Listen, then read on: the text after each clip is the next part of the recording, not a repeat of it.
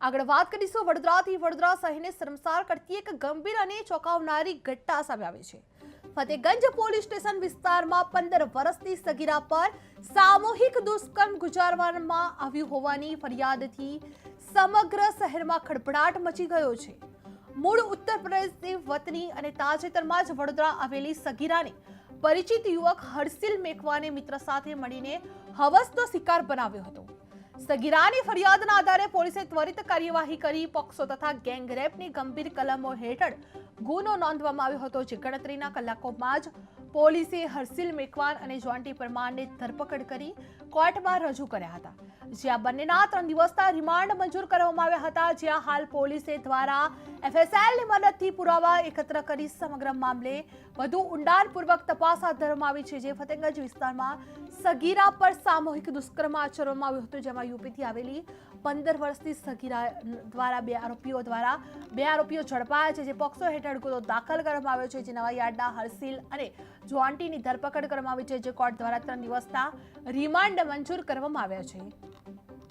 કલમ 3A 4B 5G અને 6 મુજબ એક બળાત્કારની ફરિયાદ રજીસ્ટર કરવામાં આવેલી છે। એ અંતર્ગત જે ફરિયાદમાં જાહેર કરવામાં આવેલું છે, 2 આરોપી દ્વારા 15 વર્ષની એક સગીરા છે, જે મૂળ ઉત્તર પ્રદેશની છે અને સગીરા ઉપર આરોપીઓ દ્વારા બળાત્કાર કરવામાં આવેલો। એ બળાત્કાર સંદર્ભે બંને આરોપીને પોલીસ સ્ટેશન દ્વારા શરૂઆતમાં આરોપી નામે હર્ષિત, જેને રાઉન્ડઅપ કરીને બાદમાં એરેસ્ટ કરવામાં આવ્યો અને પોલીસની વિવિધ જુદી જુદી ટીમો બનાવી અને અન્ય આરોપીને પણ ગણતરીના કલાકમાં ઝડપી પાડી એને પણ મોડેથી એરેસ્ટ કરવામાં આવ્યો છે। બંને આરોપી જે છે એમને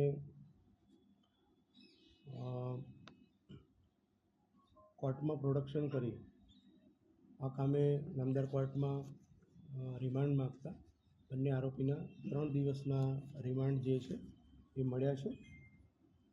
અત્યારે હાલ અલગ અલગ વિવિધ દિશામાં તપાસ ચાલુ છે। બંને આરોપી પોલીસ કસ્ટડીમાં છે। પૂછપરછ બાદ આગળની તપાસ જે છે એ કરવામાં આવશે। બંને આરોપી કોણ છે, ક્યાંના રહેવાસી છે, કેટલી ઉંમર છે, શું કરી રહ્યા છે?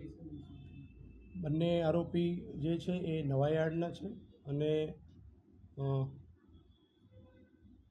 બંનેની ઉંમર આશરે 19-20 વર્ષની ઉંમર જે છે એ જણાયેલ છે અને તપાસ કરતાં બંને આરોપી હાલમાં કોઈ પ્રકારનું પ્રવૃત્તિ અથવા કોઈ પ્રકારનું કાર્ય કરતા હોય કે નોકરી કરતા હોય એવી કોઈ વિગતો પ્રાપ્ત થઈ નથી। પરંતુ બંને આરોપી જે છે એમાંથી એક આરોપી નામે જોન્ટી જે છે એ ગુનાહિત ભૂતકાળ ધરાવે છે। એના વિરુદ્ધમાં 2 ઓફેન્સ પણ રજીસ્ટર થયેલ છે અને